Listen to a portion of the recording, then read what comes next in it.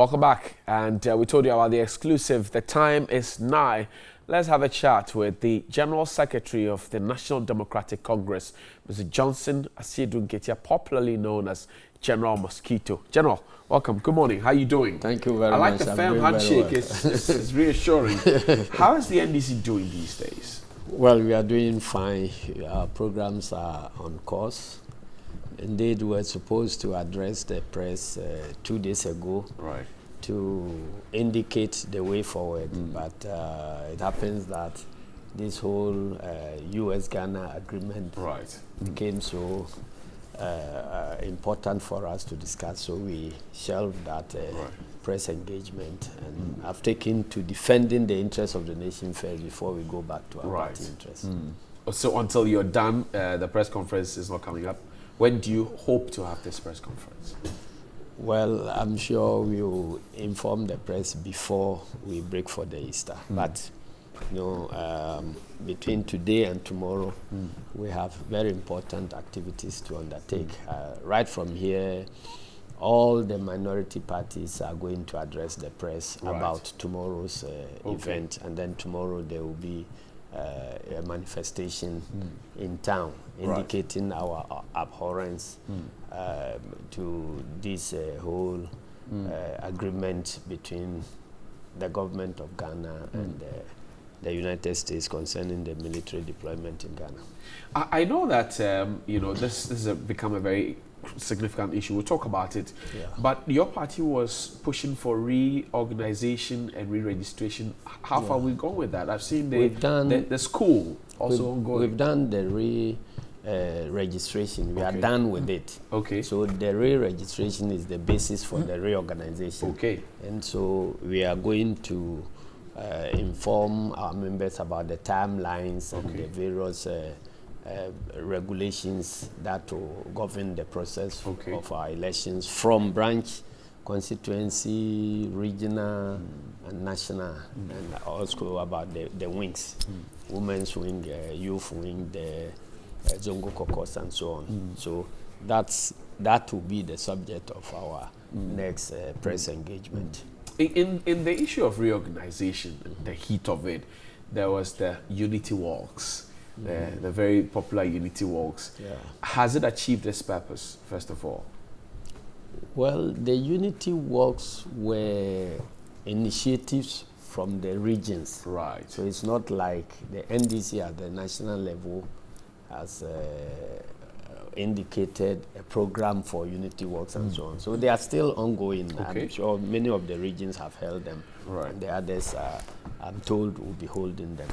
But whilst that is happening, we are also, you know, concurrently also engaged in registration, and then the internal party elections, whose timetable we are going to lay out. And there are concerns that JM sort of hijacked the unity walks. Persons have declared their interest in becoming flag bearers of your party, and they say that, well, it looks as if JM is the one who always will address the crowds there. Did that concern get to you as well? I heard about it, but I didn't find it necessary to engage in that type of conversation. Right. Why so? If there are regional initiatives, we have nothing to do with the funding. I don't know who funded them and so on. So if anybody has concerns about how they are organized and who gets the opportunity to speak, I guess the appropriate place to go is to engage the but to the extent that it affects the totality, the national character of the party, the eyes of the public. It does not. It does not? It does not, because campaigning can be done by anybody and everybody within the party. So if a region or a constituency decides to do a national program to further the interests of the party in that particular constituency, they don't need national you know, approval or anything.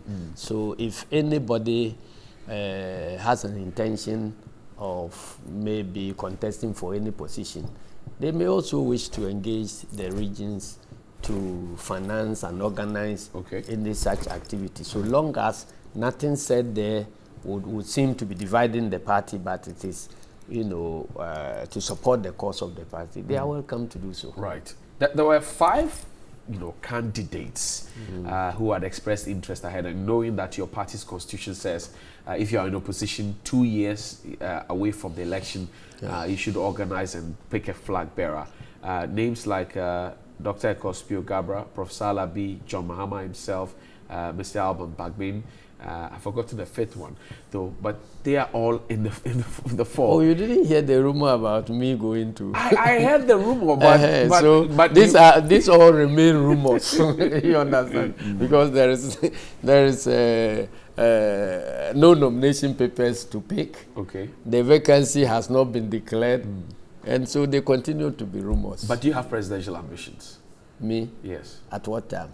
I'm asking you now, General. No, I'm saying that, but if you ask generally that from now till I die, do I have presidential ambitions? No. I'll not be in a position. 2020, do you have 2020? Do you have presidential No, ambitions? No. You don't have at all? No, I don't have. Not at all. Does it worry you that ahead of the nomination forms and all of that, you have party stalwarts making their intentions clear, that they would like to lead the party in 2020? Does it worry you? It doesn't worry me. It's if you like, it's an indication of the attractiveness of the party, because I haven't heard anybody declaring their intention to go to prison. Okay. So, so I think that is something that is worthwhile. Is what will attract people.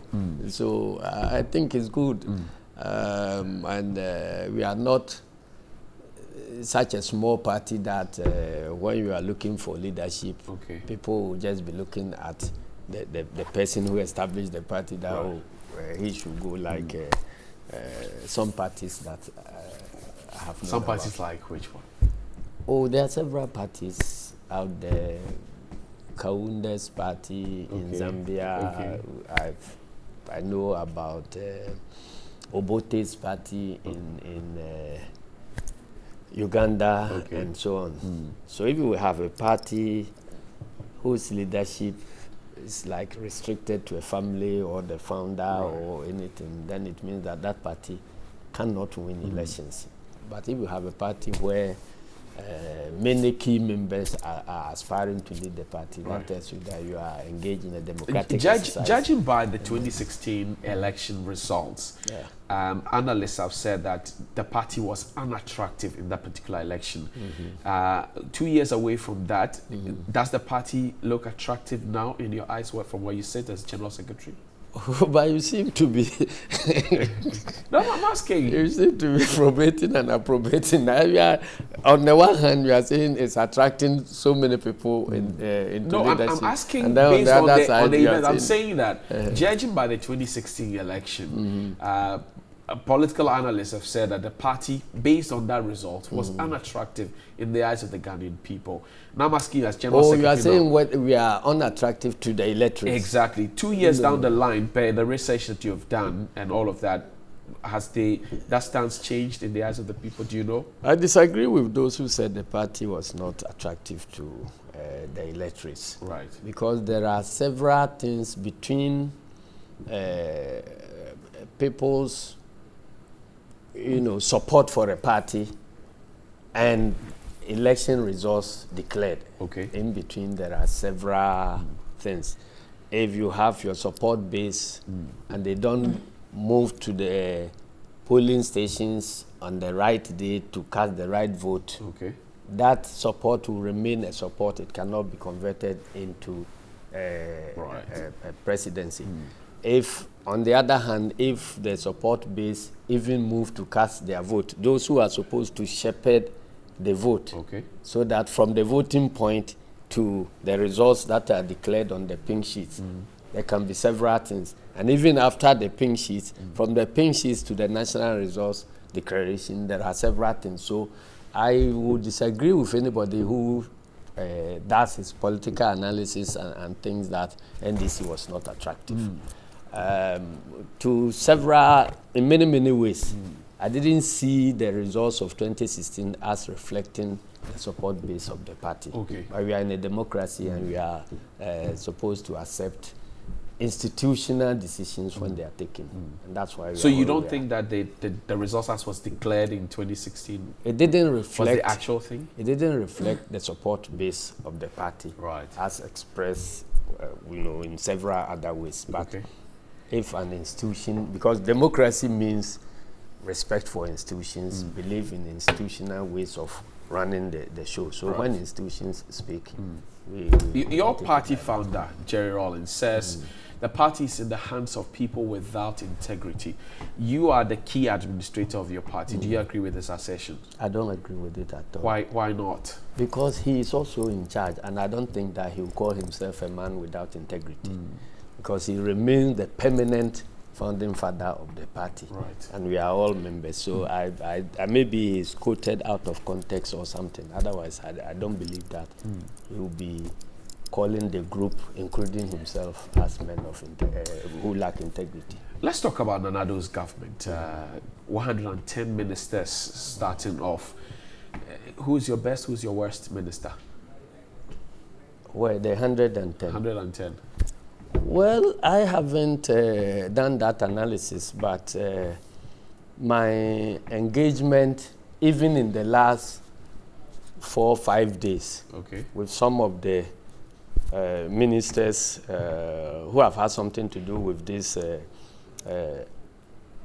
pact between Ghana and America and their utterances and other things, it has reduced my opinion about them. If they are a representative sample of the 110, then I don't think that the taxpayer should continue paying them.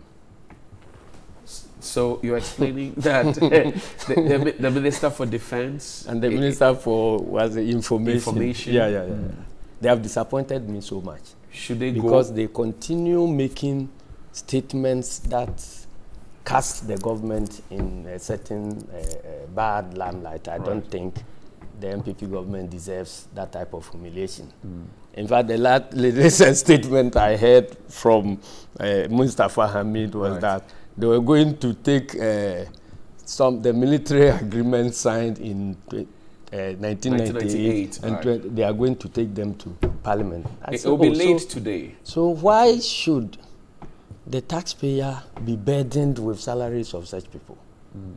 Because you see, in your own 2018 agreement, you recognize the fact, a memo coming from Cabinet recognizes the fact that these agreements have been signed, implemented, and they have expired. And that is the reason why you are bringing a new agreement.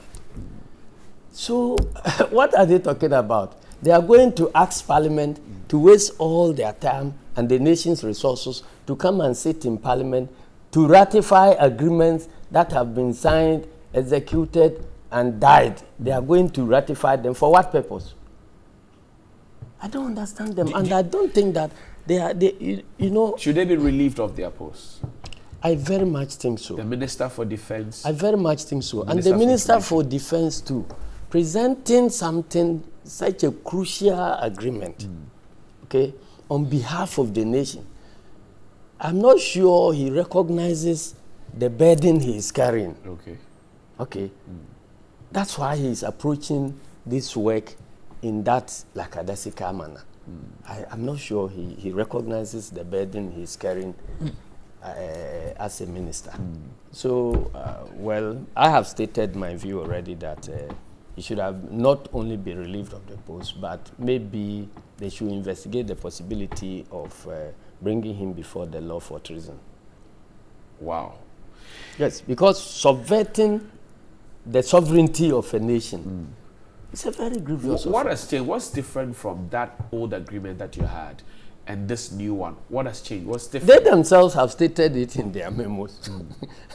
They themselves have stated that these were temporary agreements for specific purposes.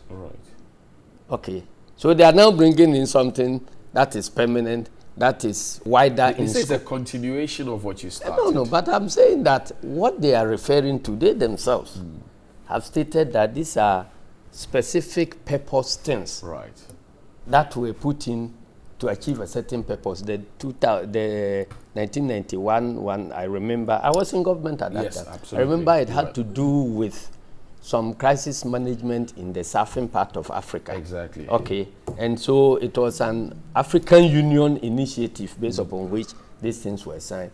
And then in the 2015 one, it has something to do with the kidnapping of the Chibok girls in Nigeria or something. Right, and so America was invited to come and play a role in there by a sister country. And so America, together with that sister country, requested for our support, and we gave it within a certain specific period. They did the job, and that was the end. So if you come to tell us that you are now bringing people to station here permanently, you are giving them immunity from all our laws, and that, and then there is an unlimited number of persons who can come, and they are all coming without passport, without what do you call it, visas, and so on, and they are coming here without work permit and coming to do work. They are not subject to our laws. Nobody can, even the immigration cannot take them back if their conduct is found to be offensive to our laws, and so on and so forth. You understand? Look at, and then you have members of parliament, ministers of state declaring openly that Ghana has no immunity, that Ghana has no sovereignty to protect. If they don't understand what sovereignty, the value of sovereignty, they should watch what is happening on the international scene now between Russia and UK. What happened? Some Russian nationals were found to have been affected by some poisonous substance. They did not see even Russians coming to, kill their colleague Russians on British soil. They took samples of the poison and did the analysis and realized that that poison was produced in Russia. And because that poison was produced in Russia, they implied that once it is produced exclusively in Russia, Russia might have come to their land to even kill their own Russian citizens. And that is a breach of sovereignty of UK. Has the country been so cheap? Look at the reaction. And now you are going to allow some foreign military to come and occupy your land and then declare places where you yourself cannot enter. And then they are free to bring in anything which you yourself cannot inspect. Has the country been so cheap? I mean, once you sign this, we don't have any country to talk about. So tomorrow, then we have been colonized. So if anybody is bringing chemical weapons into this country, we don't have the right to even know, let alone to object. Tomorrow you'll be out there on the streets demonstrating against this. What do you hope for the demonstrating to achieve? It is democracy. We are registering our objection to the sale of Ghana to Americans. And I'm sure the Americans themselves know democracy. They know how democracy works.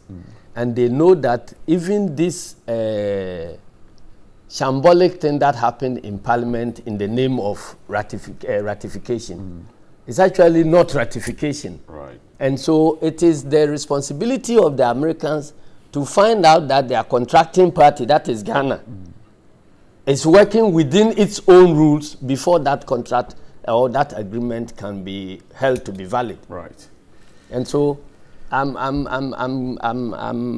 very confident that America will do their homework and find out that there was no agreement executed before Parliament. And so there couldn't have been any ratification at all according to Article 75 of our Constitution. So what happened in Parliament has been a waste of everybody's time. And instead of withdrawing and doing the right thing, they are talking about resurrecting dead agreements and presenting them for approval. I don't understand what, and these are ministers who are paid by the taxpayer. And you think they should go? I don't think the taxpayer deserves that burden. Doc, let's talk about Dr. Opuni. Yesterday I'm was not doctor, please. Sorry, General, I beg your pardon. Let's talk about Dr. Opuni. Yes. Yesterday was in court, Yeah. and some allegations have been leveled that your party asked people to go and support him. I know that the party has dismissed those claims and said that these are ordinary Ghanaians who thought that they should support. Why didn't Abuga Pele get the same They may kind of even be support? ordinary party members, Right. but the fact is that the party did not bash anybody. They were acting according to the core principles of NDC. Right. We believe in liberty, we believe in justice, and we believe in solidarity. Right. Okay? So when one is affected, the others have the feeling to go and solidarize. Okay. And you're talking about an allegation against a member. You are not talking about a conviction of a member. Right. They are different things. So we are in a common law tradition where you are innocent until proven guilty. That's true. So if any party member expresses the wish to solidarize with a fellow party member who is innocent, I don't think that they are in breach of any of our laws. Why didn't Mr. Abuga Pele get the same kind of solidarity expressed on his behalf? Well, I don't think that the solidarity is organized by anybody. So people take decisions because of their training and realize that, well, this is a cause that is worthy of support. But I can, sitting from where I am, I can think that the difference is that we were in government. It is your government that investigated Abuga Pele. Okay. It is our government that initiated the prosecution. The NDC party government. Okay. Okay. So if NDC people are going to demonstrate against that decision, they will be seen to be demonstrating against their own decision, and they will be a laughing stock. Right. You understand?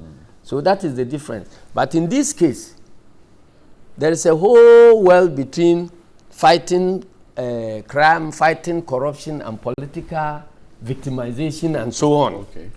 Okay. So until the facts are established by a competent court of jurisdiction, you wouldn't know whether indeed Dr. Opuni is guilty or not guilty. Right. And following our tradition, you know, this is not the first time. I can count several times. President Rawlings was invited. Okay. We solidarized. Nana Kurendu and Rawlings was taken to court. We solidarized. I was arrested for leading a demonstration. They solidarized with me, and so on and so on. So this is not the first time. It is something that General, is part of we'll NDC's. have a lot more conversation right NDC's after this history. break. My guest in studio is the NDC's General Secretary, General Asiedu-Dartey. I'll be back after this break with some more.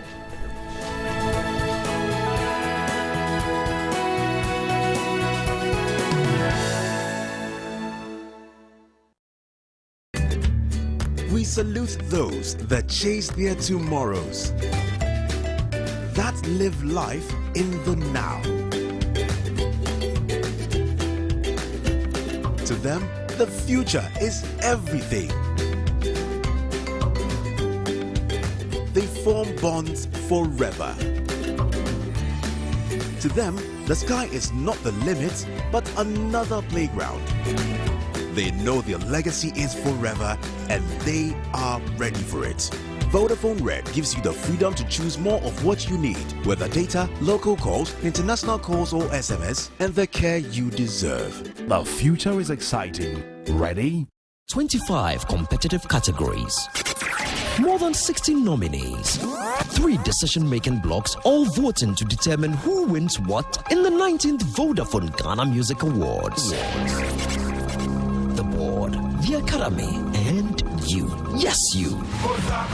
Push your favorite artist and song to the very top in the 19th Vodafone Ghana Music Awards. To vote for Artist of the Year, text A to 1767 on Vodafone and other network. For Vodafone Song of the Year, text B to 1767. For all other categories, text C to 1767 and follow the prompt. Vote up to 50 times on Vodafone lines and 10 times on other networks. The 19th Vodafone Ghana Music Awards. Our music beyond borders. Supported by TV3 and proudly brought to you by Vodafone. The future is exciting. Ready? Nana, Nana, come and help me. You need to learn. But I'm more interested in drawing. How are you going to be part of the business if you don't learn? You just don't understand. Morning. Anyone for some Lipton?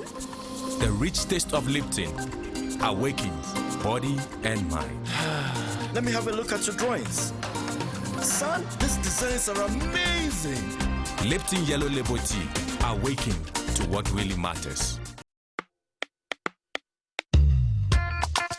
Check it, yo, check it on your FM, check it Easter. And only the biggest Volta Lake Beach party this Easter. Yeah, the street carnival shas here 30th March. Every Accra. They are Kwako Jina Aboso Ewo Atimbo. Yeah, Twa Enichiano so Ewa Kosomo. Edia Ko Edumasa. Yeah, the arrival jump Kesiano Atwa Ewo check it. And only Ebema Obia Akwabo.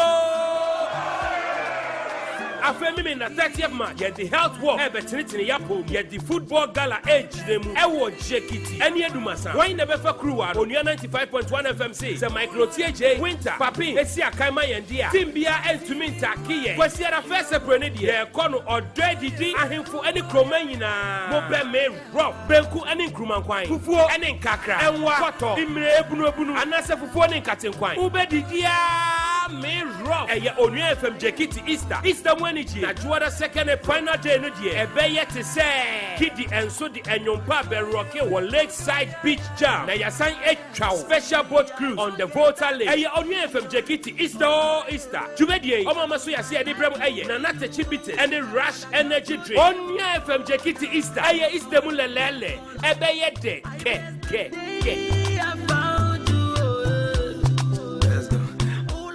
Bringing hope to many around the globe. Hello, I'm Pastor Mensah. It's a joy to be on the station presenting to you the living word. I believe God's word is life, is health, is strength to us.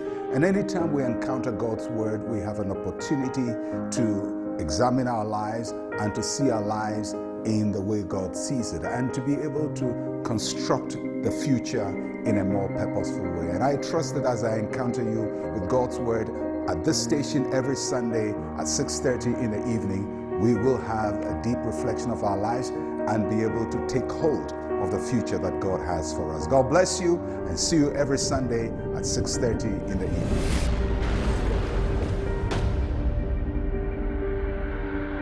Living Word, transforming lives into legacies. Living Word shows every Sunday at 6:30 p.m. on TV3.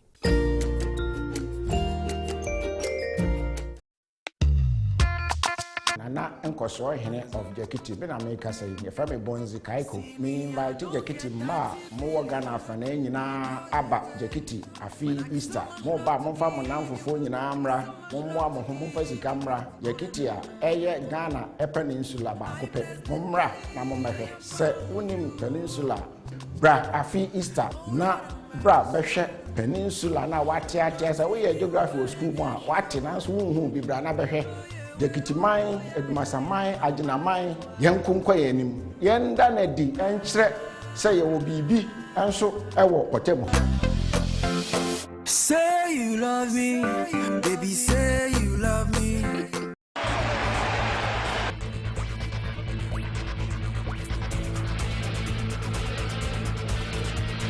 Scores! That's the second.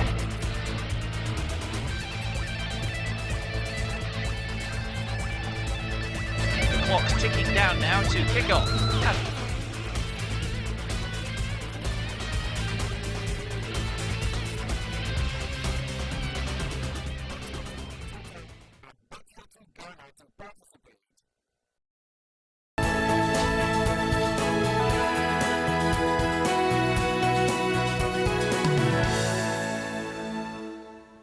Welcome back, and let me say happy birthday to Grandma Mercy of the Covenant Family Church. That's from Dr. Nanama Ajiman, and also to you, Reginald and Sergey of the St. Joseph the Work Anglican Church. Happy birthday to you both. We have 3 minutes. Welcome back to the conversation with General. In 3 minutes, let's try and deal with these issues quickly. What will be your assessment of President Akufo-Addo's government thus far, candidly? I don't think they have performed well. And in terms of governance issues, you know, the security of the state. Right. In terms of crime rates, this in terms of impunity and disrespect for rule of law, and other things. It's very appalling, and I didn't expect this to come from human rights activists. Maybe you expected so much from no. The records are there, and in terms of corruption, they have performed dismally because President Mahama, his government was ranked as the cleanest administration since 1998 by Transparency International. And even that one, they had a lot of flack about the prevalence of corruption. And that is understandable because we are still, as a country, we haven't still reached 50%. So even though 48, 47 appears to be the highest, we shouldn't be content. So the attack on corrupt activities were just what were perceived as corrupt activities were justifiable because as a nation we need to move in the 50s region, 60s region, and so on. So the criticism was justified. But for us to now come and come down to 40, I don't think they have done this nation any good. And then to lie about the fact that that represented their assessment, and they still were referring to President Mahama's term as the basis of the 2017 assessment. It's not good enough. Has the government done anything commendable? Well, they have tried to do something commendable, but even though the policy of free SHS, for instance, in principle is a good policy, but the implementation has been horrible. The effort to save the environment, the principle has been good, but the implementation the fight against galamsey. Yes. The principle has been good, by the approach has been a disaster. There's Operation Calm Life now, trying to salvage the issue of robberies and criminal attacks. Better late than never. It's not about the operation, it's about the resource. If the operation is ongoing and the resource continues to be bad, I don't think that Ghanaians will be jubilating because we see people running around without catching the criminals. So what we are concerned with is that has the crime rate come down? Has the level of impunity come down? Until the government declares their readiness to fight impunity, the crime rate will not go down. Okwanyudoho says there may be a civilian coup d'etat in this country. Do you share his view? That is his opinion. And in our party, everybody is entitled to their opinion. I don't think that he claimed that NDC says... I thank you, General. People think he should be condemned, but are you still going to be General Secretary? I haven't declared that I will not be General Secretary. If I take a decision, I'll let you know. But do you have intentions of retaining your seat? I am already a General Secretary. So if I have work to do. So if I take that decision, I'll let you know. General Asiedu-Dartey. But I have not said I'm leaving. I thank you very much. General Asiedu-Dartey said he's still at post. We will be at post tomorrow, hopefully on New Day, 6 a.m. to 9 a.m. Thank you for watching. On behalf of the rest of the team, I'm Matt, George Queening, and all the backroom staff. Have a good morning. We'll see you tomorrow, Wednesday. Thank you. If you leave me down.